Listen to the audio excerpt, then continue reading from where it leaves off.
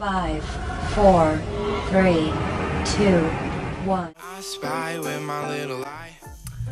Good morning, ABL fans. This is T-minus episode 3 entitled Bloomington is All About It, where we're going to look at the playoff teams as they stand today. It's a little muddy, it's a little mucky because we're basically looking at playoff teams as they stand, even though there's some teams that are extremely close. And we'll get straight into it, going from the top of the RCL to the bottom of the TML, aka the Champions League, to the team who doesn't quite win as many championships.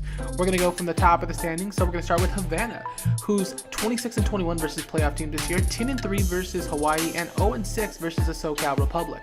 Next up is aforementioned Hawaii, who's 27-25, 3-0 versus OKC, but only 3-10 versus Hawaii. It's interesting to note that Hawaii is only 3 games back, and how they even split the games against Havana, they'd be in a much better position. Lastly is the worst team so far, unfortunately, in this real quick look through is New England, who's 15-30, but they are 6-7 versus Hawaii. Unfortunately, they're 4-7 versus Savannah. So while they are 15-30, they were a little difficult to pick out teams they've been good and bad against because they've been kind of a 1-2, 1-2, 1-2, 2-4 type of team. They haven't been slaughtered or murdered in any of their series, but they haven't really been able to gain any traction versus the top teams. Next, we're going to go to my SoCal Republic, who are going to finish second or third. I think second, who we actually finished 6-0 versus Savannah. Strangely enough, we didn't but start 2 of our better pitchers in those games. He's actually on the back end of my rotation, so that definitely means come the playoff times, things will switch around because they always do. And I'm 5-6 versus Portland. Next up is 26-18 Dallas, who was 3-0 against Maple, but only 5-7 against Portland. Portland's an interesting one, which we'll get to shortly, and it really speaks volumes to why Ackley is where he is. He's 17-28, but he's still within the division, in third place above Rubber City. Ackley's 6-5 against me and 1-5 against Havana, so the polar opposites of the RCL. However, he's also done really good against Rubber City and really good against Dallas. While he struggled a little bit against San Diego and Seattle, he's been beating the teams at the top of the division, which has led him to remain in the playoff hunt. I didn't know that going into checking this out, so it's kind of a cool little nugget that we ran into. Next up is Maple. Maple with percentage points below for the best record in the entire adult baseball league is only 18-20 against playoff teams. What does that mean? Well, to me, a whole heck of a lot.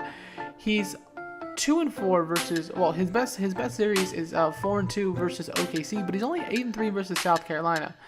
And I didn't mean that. He's only 8-3 against Bloomington, excuse me.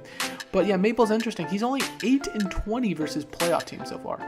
Next up is Bloomington, who's completely ran away with the entire thing. He's been the best against playoff teams during the entire course of the season. He's 33-15 against teams who are expected to make the playoffs.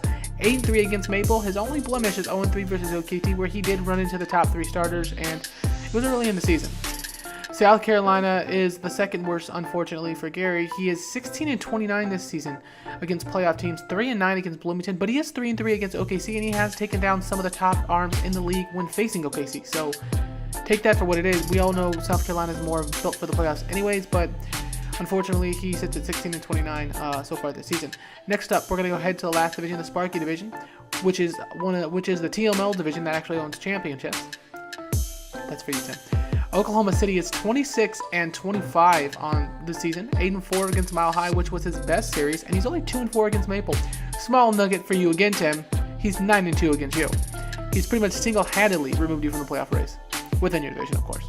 Next up, we have Mile High, who's 24-25, 8-5 versus Quebec, but only 4-8 versus OKC. Again, OKC, you have to face those 3 starting pitchers consistently on a consistent basis, and I don't feel for anyone in that division. And lastly is Quebec at 27-27 versus playoff teams. He's 8-5 though against OKC, but only 1-5 against Bloomington. Not a surprise, as I said earlier, Bloomington has absolutely pillaged and ran over the majority of the league this season. So this was Bloomington is All About It, episode 3 of T-minus. Look, I'm busy today. Obviously, I'm going to coach. I got ballet. I got shopping. I got to go get a suit on. Give a best man speech. Not today. Going to work on it a little bit, buddy. Regardless, I have time for each and every one of you T-minus fans. I'm really a lot of fun doing this. Thanks for all the positive feedback on Slack and all the very positive messages. I really just appreciate that. Thanks for watching T-minus episode 3, and we will be back. Have a glorious rest of your evening.